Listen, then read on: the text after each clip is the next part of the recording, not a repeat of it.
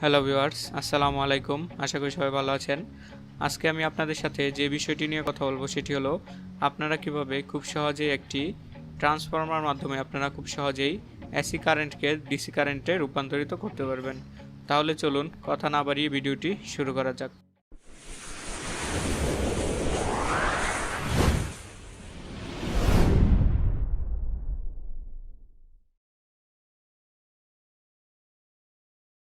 তো প্রথমে আমাদেরকে একটি ট্রান্সফরমার নিতে হবে।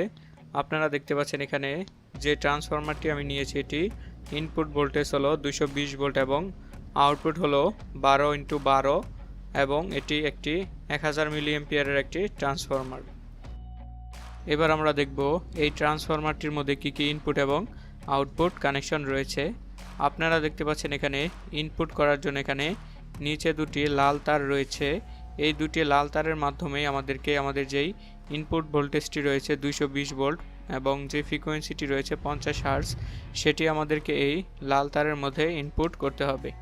তারপর আমরা এই ট্রান্সফরমার থেকে আউটপুটের জন্য আমরা তিনটি তার পাবো, যে তিনটি তারের মধ্যে দুটি নীল তার এবং একটি সাদা তার রয়েছে।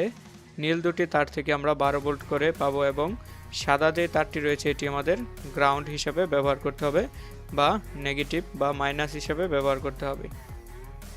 তো আমাদের যেই ট্রান্সফরমারটি রয়েছে সেটিতে যদি আমরা এখন সরাসরি বিদ্যুৎ সাপ্লাই দেই তাহলে আমাদের যেই আউটপুটে যেই তিনটি তার রয়েছে সেই তিনটি তার থেকে আমরা এসি ভোল্টেজ পাবো। সেই এসি ভোল্টেজকে ডিসি করার জন্য আমাদের কিছু মালামাল প্রয়োজন হবে। আমাদের লাগবে দুটি 4007 ডায়োড এবং একটি ক্যাপাসিটর যেটি হলো 25 ভোল্ট 2200 মাইক্রোফ্যারাড। একটি ট্রান্সফরমার কিভাবে বিদ্যুৎ উৎপন্ন করে এবং একটি ডায়োড কিভাবে কাজ করে সেই সব ভিডিও কিন্তু আমার চ্যানেলে রয়েছে। তো আপনারা ইচ্ছা করলে সেই ভিডিওগুলো দেখে আসতে পারেন। ভিডিওর লিংক আমি ডেসক্রিপশন বক্সে দিয়ে দেব। তো প্রথমেই আমাদেরকে যেটি করতে হবে সেটি হলো আমরা যেই দুইটি ডায়োড নিয়েছিলাম 4007 সেই দুটি ডায়োডের যেই সাদা অংশ দুটি রয়েছে বা যেটিকে নেগেটিভ টার্মিনাল বলা হয় সেই দুইটি টার্মিনাল আমাদেরকে প্রথমেই একসাথে করে দিতে হবে। তারপর আমাদেরকে যেটি করতে হবে সেটি হলো আমরা যেই দুইটি ডায়োড নিয়েছিলাম, যে দুইটি ডায়োডের নেগেটিভ প্রান্ত আমরা একসাথে করেছিলাম সেই দুইটি ডায়োডের যেই পজিটিভ প্রান্ত দুইটি রয়েছে সেই দুইটি প্রান্ত আমাদেরকে আমাদের ট্রান্সফরমার হতে যেই দুইটি নীল তার বের হয়েছে সেই দুইটি নীল তারের সাথে আমাদের ডায়োডের যেই দুইটি পজিটিভ অংশ রয়েছে সেই দুইটি অংশ আমাদেরকে একসাথে জুড়ে দিতে হবে। তো আপনারা দেখতে পাচ্ছেন এখানে আমি সোল্ডারিং আয়রন দিয়ে খুব ভালো করে এই দুইটি প্রান্ত আমাদের ডায়োডের ট্রান্সফরমার নীল দুটি তারের সাথে সোল্ডারিং করে দিয়েছি। তো এখন আমাদের যে ভোল্টেজটি ডায়োডের মাধ্যমে আউটপুট হবে সেটি হলো পালসেটিং ডিসি।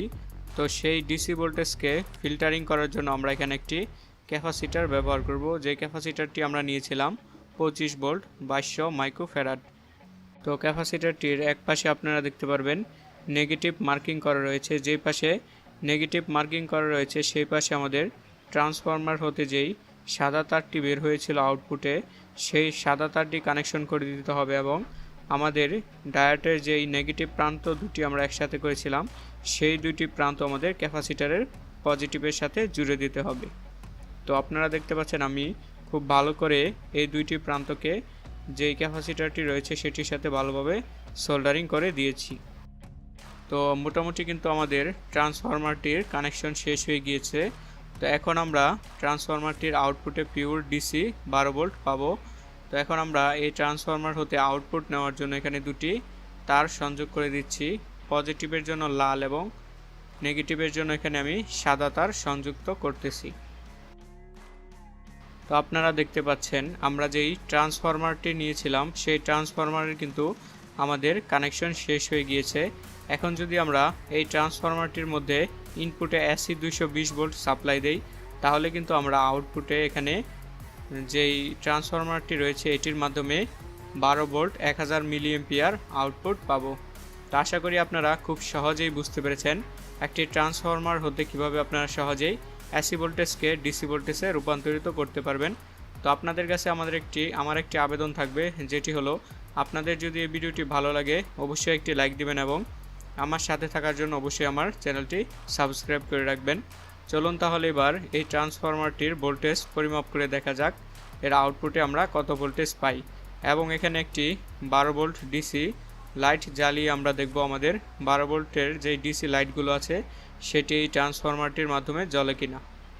তো আপনারা দেখতে পাচ্ছেন আউটপুটে যখন আমি একটি মাল্টিমিটার সংযুক্ত করতেছি ট্রান্সফরমার আউটপুটে, তো আমাদের মাল্টিমিটার এখানে দেখাচ্ছে ডিসি 16 ভোল্টের মতো। এই ভোল্টেজটি বেশি দেখাচ্ছে, তার কারণ হলো আমরা আউটপুটে যে ক্যাপাসিটারটি ব্যবহার করেছি সেটির ধারণ ক্ষমতা 25 ভোল্ট পর্যন্ত। তো আমরা যখন আউটপুটে একটি লোড দেব তখন কিন্তু এই ভোল্টেজটি কমে যাবে। তো আপনারা দেখতে পাচ্ছেন এখানে আমি একটি 12 ভোল্টের যেই ডিসি লাইটগুলো রয়েছে সেটি কিন্তু আমি ট্রান্সফরমার আউটপুটে লাগিয়েছি। তো আপনারা দেখতে পাচ্ছেন আমাদের যেই ডিসি বাল্বটি ছিল সেটি কিন্তু জ্বলে উঠেছে এবং আমাদের যেই ভোল্টেজটি 16 ভোল্ট ছিল সেটি কিন্তু কমে 12 ভোল্ট বা 11 ভোল্টের আশেপাশে চলে এসেছে। তো আশা করি আপনারা খুব সহজেই বুঝতে পেরেছেন একটি ট্রান্সফরমার মাধ্যমে কিভাবে আমরা এসি থেকে ডিসি কারেন্টে রূপান্তরিত করতে পারবো খুব সহজেই। তো আশা করি ভিডিওটি আপনাদের ভালো লেগেছে। কথা হবে পরবর্তী আরেকটি ভিডিওতে, ততদিন ভালো থাকবেন। ধন্যবাদ।